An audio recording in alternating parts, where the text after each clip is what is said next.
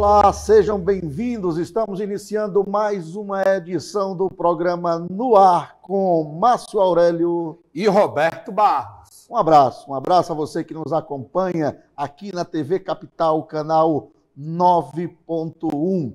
Você sabe, o nosso encontro, o programa No Ar com Márcio Aurélio e Roberto Barros, de segunda a sexta-feira, ao meio-dia, de 12 horas até 12 horas e 30 minutos. E reprise no período noturno. A gente vai sempre reforçar os nossos horários para que você possa nos acompanhar. E eu queria fazer um pedido a você. Combinar uma coisa? Espalhe, divulgue o nosso trabalho. Afinal de contas, são poucos os espaços que nós temos na imprensa cearense, principalmente em TV aberta, para a gente discutir com clareza, né, sendo franco com vocês, tentando mostrar os bastidores da política cearense, os bastidores da notícia de uma maneira geral. A gente não trata aqui apenas especificamente de política, a gente trata de notícias de uma maneira geral. E são poucos os espaços que nos permitem ter essa liberdade de falar o que a gente pensa, né? A gente fala o que pensa e você analisa e tira a sua própria conclusão, Roberto. Isso mesmo, Márcio, é isso mesmo. O programa, a ideia do programa é essa, a gente trazendo notícias quentes, notícias da política, do dia a dia da sociedade aqui no estado do Ceará, no país, em Fortaleza e no mundo também, de forma geral, a gente trata de vários assuntos, Márcio. Exato, e a gente, Roberto, reflete o cotidiano da cidade, né? A gente comenta os assuntos que são pautas do dia a dia. Sejam eles políticos, que é mais a nossa praia, mas, por exemplo, hoje, chuva, meu amigo. Chuva. Muita chuva no estado do Ceará. E aqui em Fortaleza, cada vez que chove, né? Acima do esperado, né? Isso, intenso, um dia, dois, a gente vê que a cidade não é preparada para a chuva. O mesmo caos, os mesmos problemas. Entra prefeito, entra governador, sai governador e os problemas continuam. Por quê? A quem interessa esses problemas continuarem? Márcio, me chamou a atenção, a gente teve uma chuva muito forte desde ontem, né? Ontem a gente já teve uma chuva muito forte, hoje também continuou, mas me chamou a atenção, né, por exemplo, isso da questão da preparação, né? O terminal José de Alencar foi inaugurado, Márcio, há menos de 6 meses. Há menos de 6 meses ali no centro.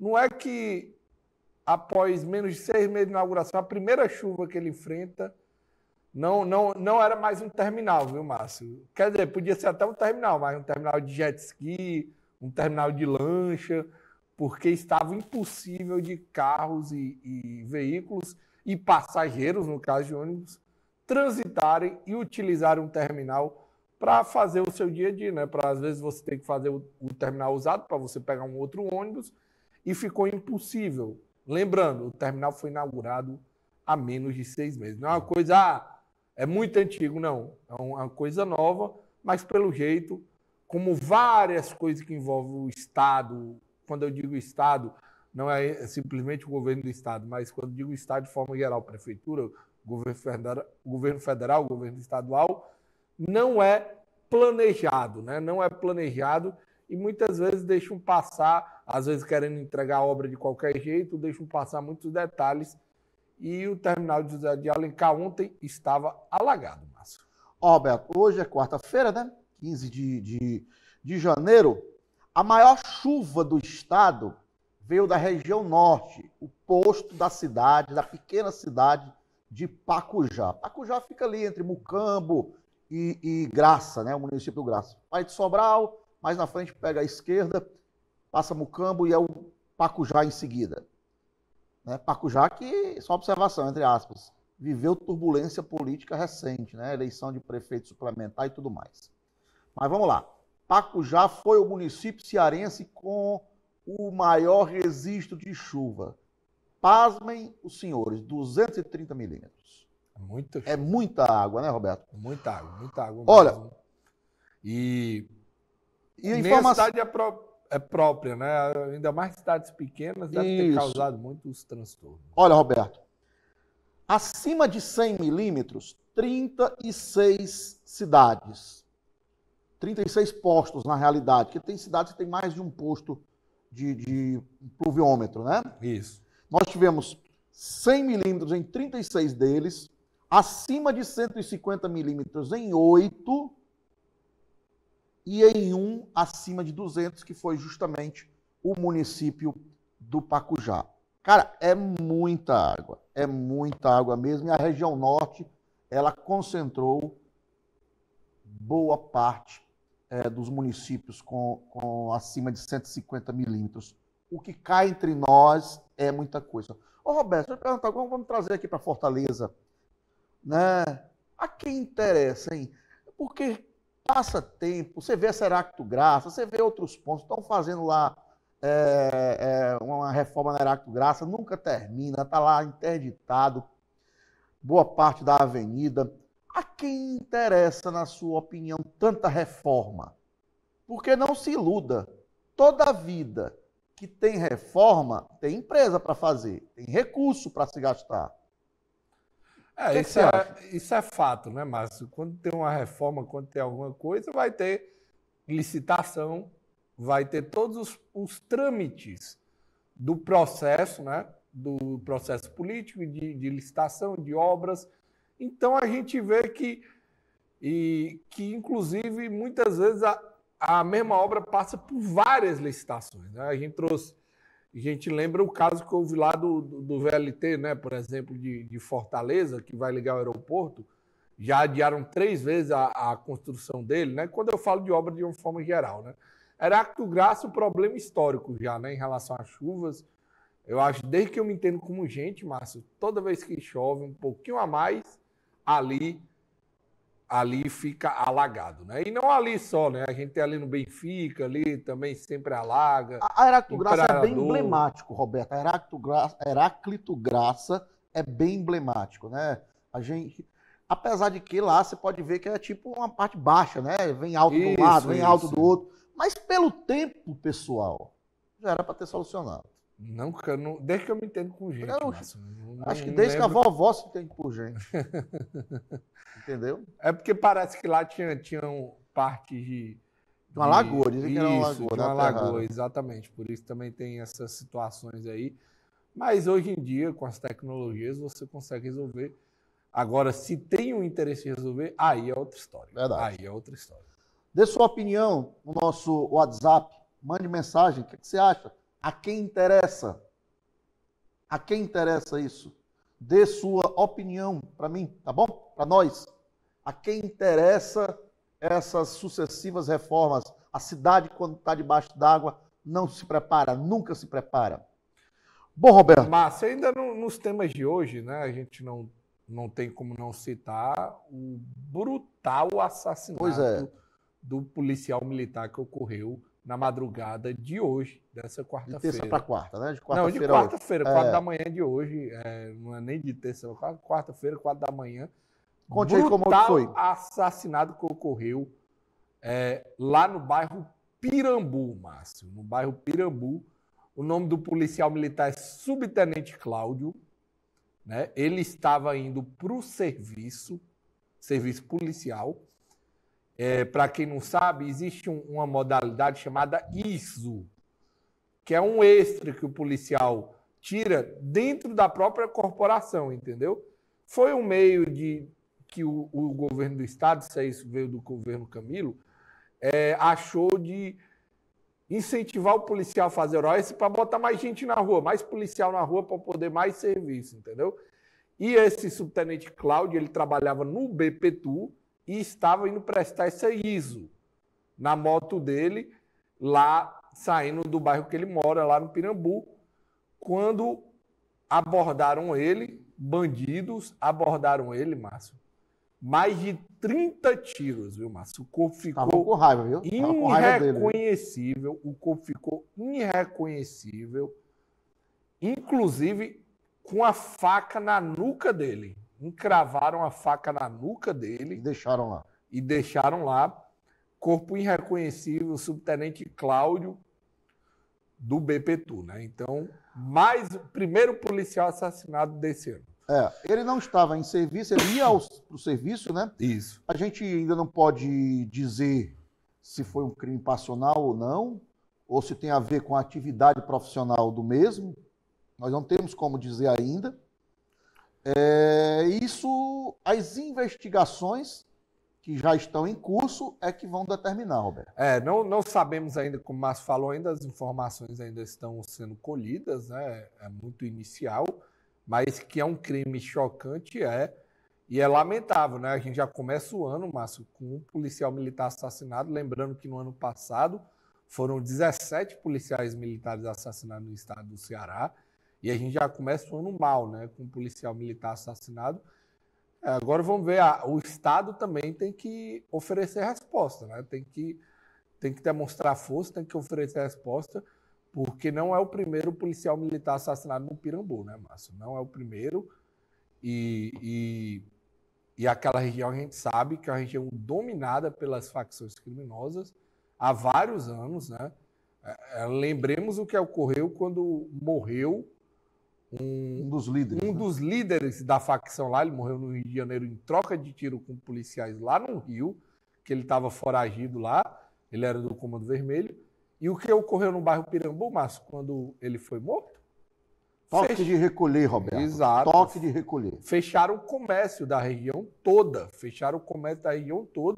inclusive teve um vendedor, um comerciante que achou ruim ter fechado. O que aconteceu com esse comerciante? Assassinado.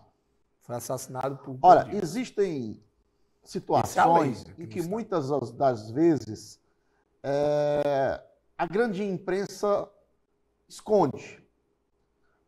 Mas o comerciante, ele foi provado durante as investigações que a ordem partiu por conta que ele não respeitou a determinação da facção para fechar o seu estabelecimento. Isso foi fato, aconteceu. Não aconteceu lá no Afeganistão, no Iraque, nos morros do Rio de Janeiro, não. Aconteceu aqui em Fortaleza, pertinho do centro. Exatamente. Pirambu é vizinho ao centro. Não, exatamente, é isso que a gente está falando. Chegou num ponto que se a pessoa não obedece, e ele chegou a obedecer. O que aconteceu foi o seguinte, para quem não lembra essa questão do comerciante. Ele chegou a obedecer, mas o que aconteceu? Ele não obedeceu na primeira, entendeu? Aí os caras foram de novo, e aí ele parecia que tinha amizade com o policial, se entendia bem com o policial. E aí o que deu? O que ele fez? Não obedeceu à facção e foi brutalmente assassinado. E aí a gente tem no mesmo bairro mais um policial assassinado naquele bairro, né? E esse subtenente Cláudio, que trabalhava no BPTU, Márcio, prestava serviço no BPTU, quase um oficial, né? Porque ele estava para chegar à tenência, né? Virar um oficial aqui da Polícia Militar, mas infelizmente veio a óbito de forma brutal. Esse é aquela coisa que você disse, brutalmente assassinado, irreconhecível ficou o corpo, viu, Márcio? Imagine aí, mais de 30 tiros e também uma faca cravada. Não, quem fez estava com raiva. Quem fez estava com raiva dele. Outra coisa, Roberto, só para finalizar esse assunto. O comércio do Pirambu não recebeu apenas uma vez a ordem para fechar. Foi mais de uma vez. Exato. Isso se repetiu. É o Estado, é a força do poder paralelo que bate de frente com o poder do Estado. Exato. Certo? Bem, mudar a prosa, Roberto. Trazer um pouco o assunto para a política, porque nós estamos... Olha, eu vou fazer uma pergunta para vocês aqui. 2026 já começou? Não, né? Estamos iniciando 2025, janeiro de 2025. Mas, para a política, 2026 já começou. A conjectura já está sendo planejada pelos políticos cearenses. Nós sabemos que o senador Cid Gomes, ele nunca veio a público. Inclusive, eu passei uma mensagem para ele, estou aguardando a resposta, o convidando para uma entrevista. Porque assim... Isso é difícil, viu, Marcelo? Bom, mas eu vou fazer minha parte, eu vou convidá-lo. Né? Eu vou convidá-lo. Ele não é muito de dar entrevista, não, o senador Cid, né? Mas nós vamos convidá-lo. Claro. Mas eu já o convidei, estou esperando a resposta. Por quê? Porque muita gente diz que o Cid não quer ser candidato mais ao Senado. Exato. Isso aí já Mas a gente precisa ouvir dele. Senador, o senhor é candidato à reeleição ou o senhor não vai disputar nada ou o senhor vai disputar o governo do Estado? Porque em nenhum momento, olha, é inegável a força política do senador Cid Gomes. É inegável. Que gostem ou que não gostem dele. Sabe articular muito bem. Muito bem. Muito bem. E gosta do executivo. Sempre isso ele deixou claro. O legislativo, para ele, não é a primeira opção. Certo? O legislativo não é a primeira opção. Então, o que é que acontece? O senador Cid Gomes, a gente vem acompanhando, e mesmo que isso não seja totalmente público, por que eu digo totalmente? Porque chegou uma parte a ser público, a desavença dele com o governador Elmano. Quando foi isso, Márcio? Agora recente, quando da escolha do presidente da Assembleia, por exemplo. A irmã dele disse que ele ia romper. Houveram reuniões, houveram acordos, o Cid foi contemplado com 2 secretarias. Só que aí você pode me dizer, Márcio, isso resolve. Bom, eu não sei se resolve, porque, por exemplo, a secretaria que ele queria para a irmã dele, o governador Elmano não deu. Exato. Que era a secretaria de Ação Social, de Assistência Social do Estado, que foi entregue à vice-governadora Jade Romero, que é pré-candidata a deputada federal. Né? Então, o que é que acontece? Aí vamos lá. Por que eu digo que já começou? A gente sabe que o Cid e o Roberto Cláudio foram aliados durante muitos anos. Exato. Estão, desde a eleição para governo, há 2 anos atrás, estão rompidos. Mais de 2 anos, estão rompidos. Esse fim de semana saiu uma foto em um aniversário, me parece, de um conterrâneo do Cid, lá de Sobral, o aniversário aqui em Fortaleza, houve um encontro. Não sei o que conversaram, o que deixaram de conversar. Certo? Mas houve esse encontro. Se existia falta de um encontro, esse aconteceu, Roberto. E na foto, Márcio, a gente pode falar, né? Na foto, eles pareciam um clima bom, né? Dava-se a passar, não era uma foto que os caras... De inimigos. Não parecia um clima de inimigos, exatamente, coisa que as falas, principalmente do Roberto Cláudio em relação ao Cid, né? Parecia que estava esse clima, né, de inimigos, né? E na foto você vê claramente que não, né? Os dois estavam ali, pousaram para fotos. Então, a gente sabe que o Cid, como você disse, nunca gostou muito do legislativo, né? Ele sempre foi um cara que gostava de trabalhar no executivo. E por isso a gente sabe, será que vem uma candidatura a governo? Pô, mas não parou aí, Roberto. Não parou aí. É o que eu estou dizendo. Será que vem uma candidatura a governo do Cid em 2026? Porque seria interessante para o cenário político. Imagina aí o Cid com a força dele. Para quem não sabe, o Cid foi quem mais elegeu prefeitos aqui no estado do Ceará. Ele foi o partido que ele está com as articulações dele. E dia 3 tem a filiação dos deputados que estão saindo do PDT para o PSB. Agora, muitos dizem, como é que o Cid vai bater de frente com o Elmano e o Camilo se o presidente do PSB é o pai do Camilo, Eudoro Santana? Não sei. Não sei que mágica vai ter, não. Se vai ter mudança de novo, não sei. Mas a peso de hoje é isso. Não, Márcio, só para lembrar, o Cid, como diz, um cara muito bem articulado, foi quem elegeu mais prefeitos novamente, né? Ele, quando começou a articulação, porque todo mundo sabe, desde a eleição para governo, a última eleição para governo, há mais de 2 anos atrás, a grande figura política que até então era o Cid se tornou o Camilo Santana. Ele se tornou a figura mais forte politicamente do Estado. O Camilo ainda faz elogios ao Cid, mas a gente sente que não é a mesma coisa que era no passado. Ó, aí não acabou aí, né? Exato. Não acabou aí. Ontem, terça-feira à noite, a deputada Luiziane, minha amiga que gosta muito da Luiziane, publicou no seu Instagram, seu perfil do Instagram, uma foto, ela e o Cid Gomes. Esse encontro, ela diz o seguinte: nessa segunda, encontro com o senador Cid para a troca de ideias e discussão da conjuntura. Foram as palavras da jornalista e deputada federal, professora do curso de jornalismo da UFC, Luiziane Lins, ex-prefeita desta bela cidade. Lembrando, Márcio, que no passado a Luiziane era brigada com Cid Gomes. Mas tiveram momentos de tranquilidade. Calma, eu ainda ia chegar. No ano passado, ela era brigada. No ano passado, não. No passado, ela era brigada com Cid. Lembremos a eleição do Elmano para prefeito, né? Que teve uma desavença ali. O Roberto Cláudio foi lançado candidato a prefeito. E ali começou a briga, né? Um pouco antes dali, da primeira eleição do Roberto Cláudio como prefeito. Só que, no ano retrasado, ou no ano passado, em 2024, o Cid já tinha se reunido com a Luiziane, feito vários elogios. Eu não sei se você se lembra, Márcio.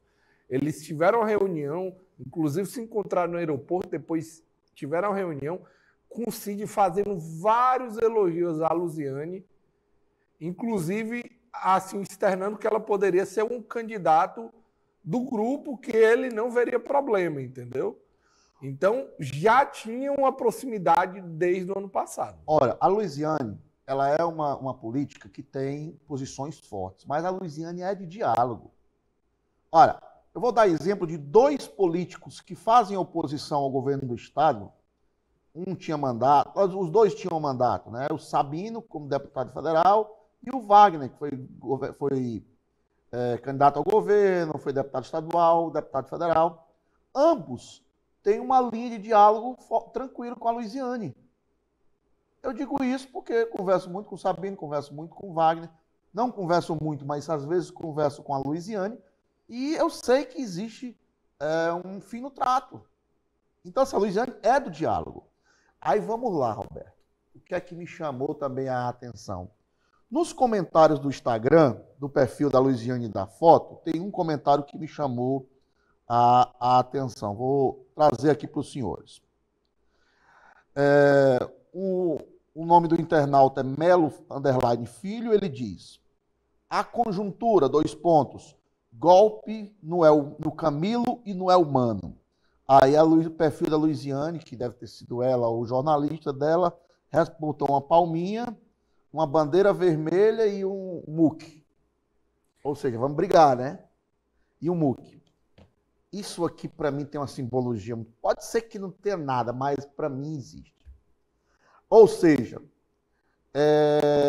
pelo menos especulação e conversa nós vamos ter aos montes, Roberto.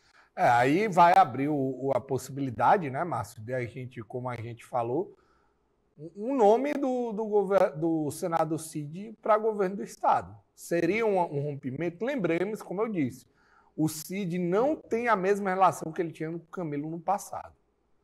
Ele acha que o PT está querendo dominar tudo e realmente está, né, aqui no estado do Ceará. Será que o Cid conseguiria articular parte desse grupo incontente dentro do governo? E como a Luiziane, que não tem uma relação boa com... Lembremos, a Luiziane não tem uma relação boa com o Camilo Santana. O Elmano, ela tem uma relação boa, mas dizem, o próprio Elmano falou na entrevista, que não é mais a mesma relação do passado, viu? A Luiziane disse a mesma coisa. A Luiziane deu entrevista aqui recentemente a um grupo de televisão local aqui e disse que não é mais tão próximo. Não é tão próximo mais ao O Elmano também já admitiu também. Pois é. Então, não é mais a mesma relação do passado. Então, será que o Cid conseguiria aglutinar várias forças, por exemplo, juntar a oposição que existe no Estado, juntar forças que estão... Eu não consigo ver o Wagner votando no Cid, não. Você consegue ver o Wagner? Você que está me assistindo aí, vocês que estão nos assistindo aí, vocês conseguem enxergar o capitão Wagner votando no senador Cid Gomes?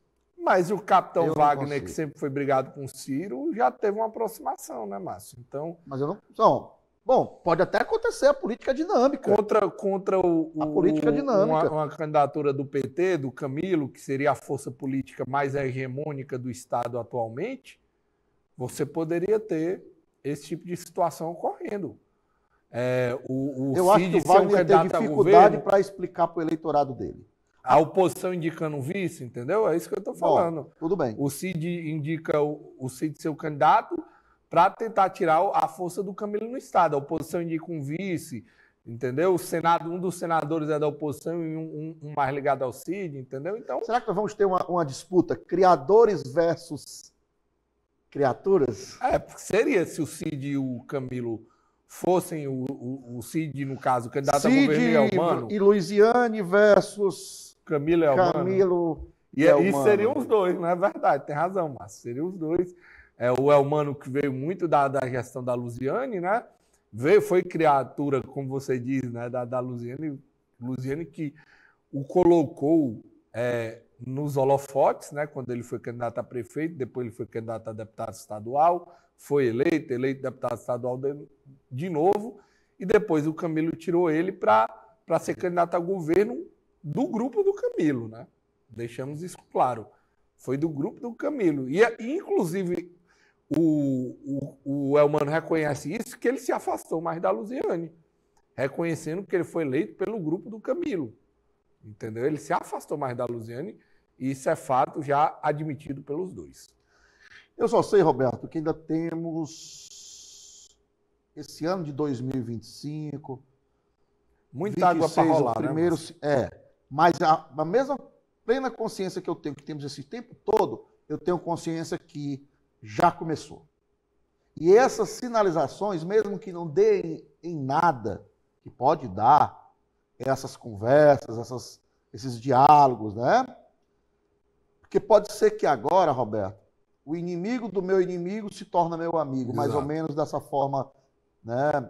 Então, nós poderíamos ver, só para lembrar, o Antônio Carlos, né, que hoje é secretário adjunto lá da articulação política do governo, acho que o cargo é esse, lá do Nelson, né, que antes era o Catanho, acho que ele não mudou, Antônio Carlos. O Antônio Carlos era suplente, primeiro suplente, mas tirou os 4 anos como deputado estadual na época. Foi líder do governo. Isso, é isso que eu ia dizer. Na época que a Luiziane era prefeito e o governador era o Cid, e o Cid o nomeou, porque o Antônio Carlos, na época, era o deputado da Luiziane. Exato. E o Cid o nomeou como líder do governo da Assembleia. Então, é até difícil disso acontecer, um suplente ser escolhido. Foi recentemente isso aconteceu. O Guilherme, né? A gente tá vendo, na verdade, a gente está vendo acontecer nesse momento. E não era inédito. Isso não é inédito. O Antônio Carlos, meu amigo, torcedor do Ferroviário, foi líder do Cid, sendo suplente e sendo o deputado da Luiziane. Exato. Certo? Então, o que é que acontece para a gente poder entender? É difícil? É, porque tem muita coisa para acontecer, né? Mas nós temos 2 vagas para o Senado, nós temos um governador e uma vice para serem negociados, ou seja, vários grupos políticos podem ser contemplados, mesmo que eles não pensem conjuntamente, não defendam as mesmas teses, é isso que eu quero dizer. Não sejam Luiziane não pensa tudo igual ao Cid e vice-versa, mas eles têm algo em comum, que seria a disputa para o governo do Estado, as 2 disputas para o Senado. Agora, detalhe, a Luiziane teria que sair do PT. Não teria como ficar no PT, Márcio. Ela teria que sair do partido que ela é militante histórica, né? Ela teria que sair porque, imagina aí, se ela sai do partido, se ela fica no partido, não tem como ela fazer campanha, porque tem o atual governador que vai para a reeleição. E aí ela teria que sair. Tu imagina uma chapa formada com a oposição toda, eu incluo PL, União Brasil, o PSB, os partidos que vão vir, porque uma chapa dessa acaba atraindo outros partidos também, né? Então, ia ser uma chapa meio com ideias diferentes, mas com objetivo único, né, Márcio? De tirar essa hegemonia do poder do Camilo Santana, né? Que seria o objetivo dessa chapa, né? Se vier a ser formado, isso aí a gente está na especulação, né, Márcio? E detalhe, Roberto, a única forma que eu vejo do Elmano, a peso de hoje, eu falo a peso de hoje, não conseguir a reeleição se aparecer um candidato muito articulado, principalmente no interior do estado, como o senador Cid Gomes. Não, e juntaria, né, a força da oposição na capital e na região metropolitana com essa articulação, com a articulação do Cid no interior. Você junta isso aí, fica uma Agora chapa tem um muito detalhe. forte. Agora tem um detalhe. Será que os prefeitos que foram eleitos sob a batuta do PSB vão ter peito para dizer, eu sou oposição, governador Elmano, a partir de hoje eu vou acompanhar o senador Cid? Ou o Cid vai deixar para ir romper aos 49 do segundo tempo? Se ele fizer, ele vai ser desse jeito. Ele sabe que o governo tem uma barganha muito forte. Ele sabe que o governo tem uma barganha muito forte para os municípios do interior do estado. Então, se ele romper, ele vai fazer isso no final, aos 45 do segundo tempo, que aí os municípios não vão poder ser tão afetados, entendeu? Ou se forem afetados, vão ser poucos meses afetados. Então, ele teria como eles aguentarem. Então, pode ter certeza, o Cid vai articular calado, ele não vai falar nada. Se ele tivesse intenção, a gente não sabe, ele vai articular calado e só vai romper no final. Ok, Roberto, estamos caminhando para o final do programa. Rapidinho, dia 20, a APRES, Associação dos Prefeitos do Ceará, irá eleger o novo presidente para o próximo biênio. Até agora, a candidatura única é do ex-prefeito de Jaguaribara, o conhecido como Juju. Joaci, conhecido como Juju. Nem eu falei errado, nem você entendeu errado. É ex-prefeito. A primeira mesmo. Vez, né, Marcelo? Pois é, tiveram que mudar o estatuto. Isso está chamando a atenção. Eu estou vendo uma entrevista com ele para a gente discutir, saber o que ele pensa a respeito do mandato. Ele já era lá ligado ao Júnior Castro, que hoje é articulador político do prefeito Evandro, está na gestão do Evandro, é um dos homens fortes, ainda é o atual presidente da APRES, o ex-prefeito do Chorozinho, mas, de fato, direito. Geralmente é um prefeito em exercício de mandato que comanda a APRES, exato. Porém, dessa vez vai ser um ex-prefeito. Bom, não sei se na prática isso vai mudar em nada, mas é um ex-prefeito que dia 20 deverá ser eleito presidente da APRES, Roberto. Desejar boa sorte. Se ele for eleito, se vier a acontecer, eu desejo boa sorte na gestão da APRES, né, Márcio? Então, ficamos por aqui? Ficamos. Agradecer a todos aí pela audiência ao programa. Amanhã a gente retorna com mais. Um abraço a você que acompanha aqui o programa No Ar com Márcio Aurélio e Roberto Barros. Hoje à noite tem reprise e amanhã, a partir do meio-dia, mais uma edição inédita do nosso programa. Um abraço, até lá.